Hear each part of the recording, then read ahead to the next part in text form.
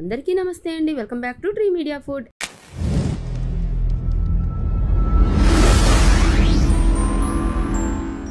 ఎలా ఉన్నారు అందరూ? కాకరకాయ ఉల్లికారం చూస్తుంటేనే నోట్లో నీళ్లు ఊరుతున్నాయి కదా. చేదుగా ఉండే ఈ కాకరకాయ తింటుంటే అమృతంలా అనిపిస్తుందండి. వేడివేడి అన్నంలో కొంచెం నెయ్యి వేసుకొని ఈ కాకరకాయ ఉల్లికారం వేసుకొని తింటుంటే ఉంటుందండి, ఇంకా ఏం వద్దనిపిస్తుందండి ఆ పూటకి. అలాగే ఒక ముద్ద ఎక్కువే తింటారనమాట, అంత టేస్టీగా ఉంటుంది. కాకరకాయ అంటే ఇష్టపడని వాళ్ళు సైతం ఈ కాకరకాయ ఉల్లికారాన్ని తింటారండి. చిరు చేదుగా కారం కారంగా ఉండే ఈ కాకరకాయ ఉల్లికారాన్ని నేను ఎలా చేశానో ప్రాసెస్ ఏంటో చూపించేసేనా. ముందుగా ఒక అర కేజీ కాకరకాయని తీసుకున్నానండి. నేను ఇలా చిన్న కాకరకాయలు తీసుకున్నాను. పెద్దవి తీసుకున్నా సరే కొంచెం పెద్ద పెద్ద ముక్కలుగా కట్ చేసుకోవచ్చు. ఇదే ప్రాసెస్లో చేసుకోవచ్చు. ఈ కాకరకాయల పైన కొంచెం తొక్కు తీసేసి శుభ్రంగా కడిగేసి వీడియోలో చూపిస్తున్నట్లు ఒక సైడు ఘాట్లు పెట్టేసుకోండి. మీరు కనుక పెద్ద కాకరకాయ ముక్కలు తీసుకుంటే ఇలా ఘాట్లు పెట్టాల్సిన అవసరం లేదండి, పెద్ద పెద్ద ముక్కలుగా కట్ చేసుకోవచ్చు. చూడండి, ఇలా మొత్తం ఘాట్లు పెట్టేసి పక్కన పెట్టేసుకోండి. ఇప్పుడు ఇందులో ఒక హాఫ్ టీ స్పూన్ పసుపు, అలాగే రుచికి సరిపడినంత ఉప్పు కూడా వేసేసి వీటిని బాగా మిక్స్ చేసి ఒక 10 నిమిషాల పాటు పక్కన పెట్టేసేయండి. వీటిలో ఉన్న కొంచెం చేదు దిగుతుందనమాట. ఇప్పుడు ఇంకా స్టవ్ ఆన్ చేసేసి ఇలా మందంగా ఉన్న ఒక కడాయి పెట్టేసుకొని ఇందులో ఒక 5-6 టేబుల్ స్పూన్ల ఆయిల్ వేసుకోండి. కాకరకాయ ఫ్రైకి ఎప్పుడైనా సరే ఆయిల్ కొంచెం ఎక్కువ ఉంటేనే బాగుంటుంది. ఈ కాకరకాయలు వీడియోలో కనిపిస్తున్నట్లు ఇలా ప్రెస్ చేస్తే దాంట్లో నుంచి కొంచెం వాటర్ బయటకు అనేది రిలీజ్ అవుతుందండి.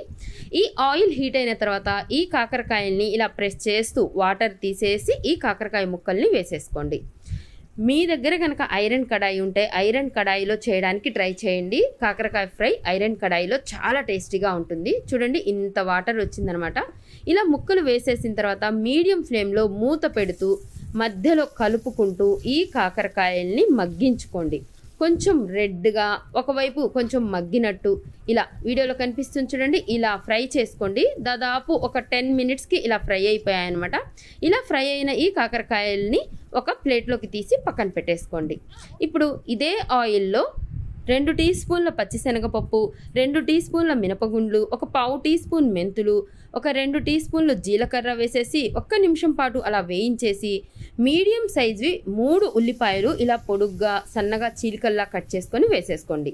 మీకు నచ్చిన షేప్లో ఎలా అయినా కట్ చేసుకోవచ్చు. దీంట్లో ఇప్పుడు రుచికి సరిపడినంత ఉప్పు వేసేసి ఒక 2 రెబ్బల కరివేపాకు కూడా వేసేసి మీడియం ఫ్లేమ్లో వీటిని ఫ్రై చేసుకోండి. ఇవి ఫ్రై అయ్యేలోపు ఈ కాకరకాయల్లో ఉండే విత్తనాలు ఇలా తీసేసి ఒక చిన్న గిన్నెలోకి వేసేసుకోండి. ఈ విత్తనాలు పడేయకుండా మనం ఫ్రైలోకి వాడుకుంటామండి. పర్సనల్గా చెప్పాలంటే నాకు ఈ కాకరకాయ విత్తనాలు చాలా అంటే చాలా ఇష్టం, చాలా బాగుంటుందన్నమాట. కొంతమంది ఇష్టపడరు కానీ చాలా బాగుంటుందండి. ఒకసారి ఇలా వేసి చూడండి. ఈ విత్తనాలన్నీ తీసేసి కాకరకాయల్ని ఇలా పెట్టేసుకోండి. చూడండి, ఈ ఆనియన్స్ కూడా బాగా ఫ్రై అయ్యాయి. మరి రెడ్గా ఫ్రై అవ్వాల్సిన అవసరం లేదండి, బాగా మగ్గిపోయి కొంచెం పింకిష్లోకి వస్తే సరిపోతుంది. వీటిని ఒక ప్లేట్లోకి తీసి పక్కన పెట్టేసుకోండి. ఇప్పుడు ఒక మిక్సీ జార్ తీసుకొని ఇందులో 10 నుంచి 15 వరకు వెల్లుల్లి రెబ్బలు వేసుకొని మీరు తినే కారాన్ని బట్టి 2 లేదా 3 టేబుల్ స్పూన్ల కారం వేసేసి మనం ఫ్రై చేసి పెట్టుకున్న ఈ ఆనియన్స్ని వేసేసి మెత్తగా పేస్ట్ చేసుకోండి. వాటర్ యాడ్ చేయాల్సిన అవసరం లేదండి. వాటర్ యాడ్ చేయకుండా ఈ ఆయిల్తో సహా కొంచెం ఆయిల్ ఉంటుంది కదా, అది కూడా వేసేసేయండి. మొత్తం వేసేసి బాగా మెత్తగా పేస్ట్ చేసేసుకోండి. కొంతమంది పచ్చి ఉల్లిపాయలతో కూడా ఈ కారం రెడీ చేసుకుంటారు. నాకు దానికంటే కూడా ఇలా కొంచెం వేయించి చేసుకుంటే బాగా అనిపిస్తుందండి. ఇప్పుడు ఈ ఉల్లిపాయ కారాన్ని ఈ కాకరకాయల్లో లోపల స్టఫింగ్ లాగా ఇలా పెట్టేసేయండి. వీడియోలో కనిపిస్తున్నట్లు కొంచెం కొంచెం తీసుకొని ఇలా మొత్తం కాకరకాయలకి పెట్టేసేయండి. చూడండి, మొత్తం కాకరకాయలకి పెట్టేసాను, స్టఫింగ్ చేసేసాను. ఇంత మిగిలింది ఇప్పుడు ఇంకా స్టవ్ మళ్ళీ ఆన్ చేసుకొని ఈ ఆయిల్ కనుక ఎక్కువ ఉంటే ఓకే, లేకపోతే ఇంకొక టేబుల్ స్పూన్ ఆయిల్ వేసుకొని ఒక చిటికెడు ఇంగువ వేసేసుకొని మనం స్టఫింగ్ చేసి పెట్టుకున్న ఈ కాకరకాయ ముక్కల్ని ఈ ఆయిల్లో వేసేసేయండి. అలాగే మనం తీసి పెట్టుకున్న ఈ విత్తనాలను కూడా వేసేసేయండి. అలాగే మిగిలిపోయిన ఈ ఉల్లిపాయ పేస్ట్ని, ఈ ఉల్లికారాన్ని కూడా వేసేసేయండి. వేసేసి మూత పెడుతూ మధ్యలో కలుపుకుంటూ మీడియం ఫ్లేమ్లో ఒక 10 to 12 మినిట్స్ వరకు ఫ్రై చేయండి. ఆ కారం బాగా ఎర్రగా వేగే వరకు ఫ్రై చేయండి. లాస్ట్లో ఒక 5 మినిట్స్ మాత్రం మూత తీసేసి ఫ్రై చేసేసుకోండి. చూడండి, ఇలా రెడ్గా అయ్యే వరకు ఆయిల్ అంతా పైకి తేలే వరకు ఫ్రై చేసేసుకోండి. చాలా బాగా మంచి కమ్మటి వాసన వస్తుంటుందండి. ఇలా ఫైనల్గా ఫ్రై అయిన తర్వాత ఇంకా స్టవ్ ఆఫ్ చేసేసుకోండి. అంతేనండి, కాకరకాయ ఉల్లికారం రెడీ అయిపోయింది.